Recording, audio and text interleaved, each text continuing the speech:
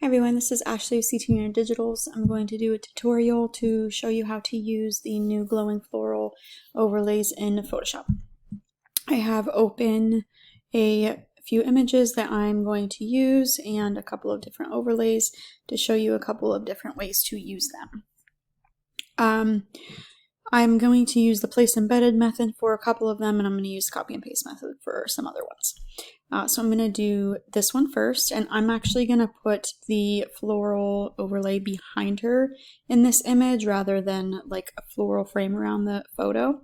So I'm going to go ahead and go to my quick selection tool and select subject.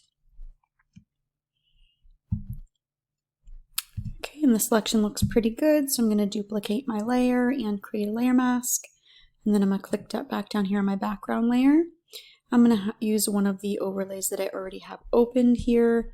I'm just going to select all, edit, copy, and edit and paste into my image.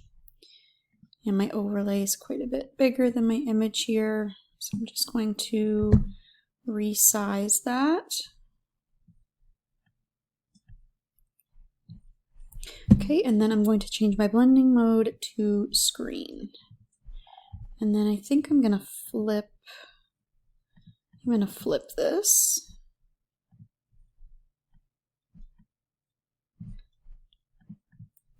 Okay, and now see, since I don't have it taking up, if I did it over my whole image, it would be fine, but I kind of have it,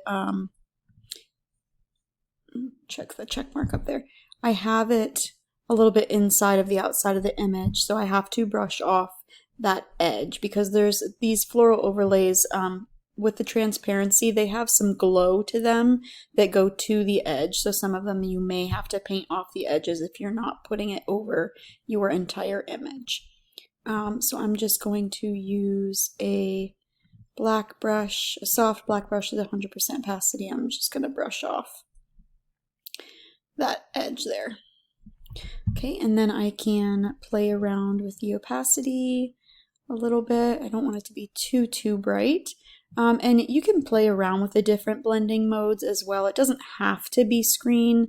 That's what it's just best used on. But if you want to get creative and play around, these ones right here, the dodge and light and screen, are going to be the ones that are going to work out probably the best for you. Once you get down to these ones, it's going to kind of have the opposite effect.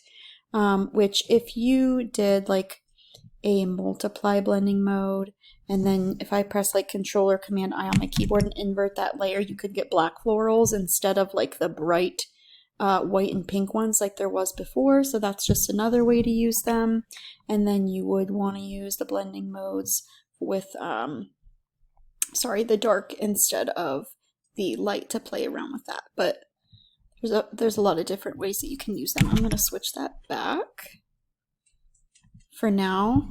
And then if you want to also say that I don't want all these different colors in here, you can add any adjustment layers that you want. I could add a hue saturation layer and create a clipping mask by just clicking this box. That just allows us to be able to edit the overlay and it not affect the rest of the image.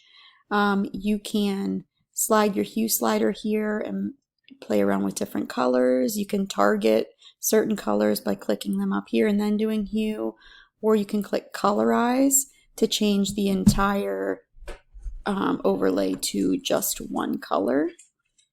Like if I kind of wanted to match the blue that's in the image, I could do that. You can make it more saturated, less saturated. So they're pretty, you can play with the lightness and brightness. They're pretty versatile. So that's a way that you can put it behind. If you are putting it behind your subject, I do recommend adding a little bit of blur to the overlay. I would probably just do about, if you go to filter, blur, Gaussian blur, I'd probably add about 3 for this image. But the further your subject is away from the backdrop, the more blur that you're going to want to add. Okay, so that's one way to use them. I made these specifically to use with lighting with like gel coloring and stuff because they do glow, and I don't know how it would look on just like a regular backdrop. I'm sure it would look cool on some. It just, the lighting really depends on how good they're going to look or not. Okay, so I'm going to do this image now, which does not have gel lighting, but it has a lot of empty space around her, so I kind of want to just use one on that. And I'm going to use Place Embedded for this one. So if you are on your image and you just go up to File and Place Embedded, if you navigate to the folder wherever all of your florals are saved. So now as you can see in here, I made, I think there's like 13 or 11 or 13 or something of I put some borders together for you already, but all of the overlays are also individual. So you can mix and match and create your own, or like I just did in the last image, just use one of them. But I did make some pre-put together borders for you, which I'm going to use one of these. So I think I'm going to use, I kind of want like a black and white one. I'm going to use this one. Okay, and then I'm just going to spin 90-degree angle here and resize. Click OK, and then change that blending mode to screen. And I think that looks really cool. I would bring down the opacity and then maybe just the brightness. Don't forget to create that clipping mask. Bring down the brightness just a little bit so the flowers aren't as bright as her, and they're a little bit more translucent. And then zoom in. They don't look sharper than she does too much, but I would probably just add a tiny, like literally 1 pixel of blur there just to make it so they don't look sharper than her face. And I would be done with this one. I actually like the pops of like orange and yellow within the black and white of the image. It kind of ties it together. It looks really pretty. Okay, so for this one, so depending on the color of the backdrop that you're using, you may need to tweak the overlay a little bit once you change the blending mode. So I'm going to use Place Embedded method again for this one. I'm going to go up to Filter, Place Embedded, and use another border for this one. And I'm going to resize. You can either crop your image to fit the overlay, or you can just resize your overlay to fit your image. Change it to screen blending mode. Now, as you can see, when I do that, the florals have kind of this little box around them. That's just because of the ones that I put together. All you need to do for that is you can either, there's a few different things you can do.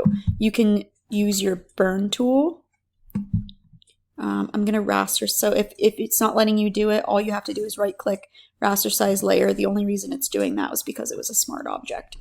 To get rid of a smart object, you raster size layer and then you can re-click and create convert to smart object again if you want to put it back to a smart object. The reason I do smart object sometimes is you can easily switch between layers. So if I right click that and replace contents, I can pick a different overlay to see if I like it more.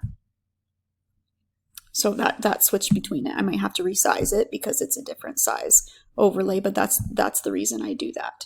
I'm going to go back in my history because I want to show this. So I'm going to raster size that. And then if you grab your burn tool and have it on shadows and you just brush around the edges of that, it's going to get rid of that that block for you. It just, you might not have to do that depending on the color of the backdrop that you're using. It's just to make them they're not PNG layers or JPEG, so you might have to tweak them a little bit depending on the color of your backdrop. Another thing you can do is just add like a levels adjustment layer. Don't forget to create that clipping mask and just up your shadows, and it just completely disappears. I would also create a layer mask on this one because it's on her face a little bit. So black brush at 100% opacity, and I would just brush that one off. And then if I switch between, so I'm going to right click and convert to smart object. And now that I have that levels layer on there, I'm going to replace contents just to see what a couple of different ones look like. I think I want to use maybe this one. I'm going to resize it. And then I'm going to bring down the brightness a little bit. And then I want to add a hue saturation layer.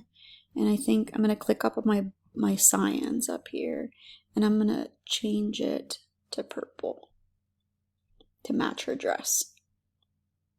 I like how that looks. And now I'm gonna click on my yellows too, and I'm gonna desaturate those a little bit because I don't want that orange to be too prominent. I'm gonna come back to my brightness and contrast. I'm gonna bring that down a little bit more, and then come down to my overlay and add a little bit of blur. Okay, and I would be done. If you want to add a lot more blur, you can give it as though she's kind of peeking through branches. Gaussian blur, add a lot more of blur here. Here we go. If you want to make it stronger, you can always, so I'm going to merge all my adjustments together. Merge those, change the blending mode back to screen. You can duplicate the layer and it'll make it brighter for you. And then if it's like, oh, you duplicated, then it's too much, just lower the opacity on the second one. So just like all the other overlays, extremely versatile, but I have other floral branch overlays in the shop, but I wanted to make ones that have kind of a glow effect to them. Like I said, I made them specifically for some of the gel lighting images that I had, but they still work on other images as well, and they can be really pretty depending on your lighting. And that's it. So if you have any questions, feel free to send me a message. If you are a studio photographer, I'd love for you to join my group on Facebook. If you're seeing this on YouTube and you do join the group on Facebook, please answer the questions. I do not let people in that are not professional photographers because I have a lot of people trying to get in just to try to get other digital artists trying to see what I'm doing so they can do it in their own shop. So please answer the questions. It will not be accepted if you don't. If you want more free tutorials like this one, I upload new videos all of the time. Be sure to subscribe to the YouTube channel to be notified when I add more.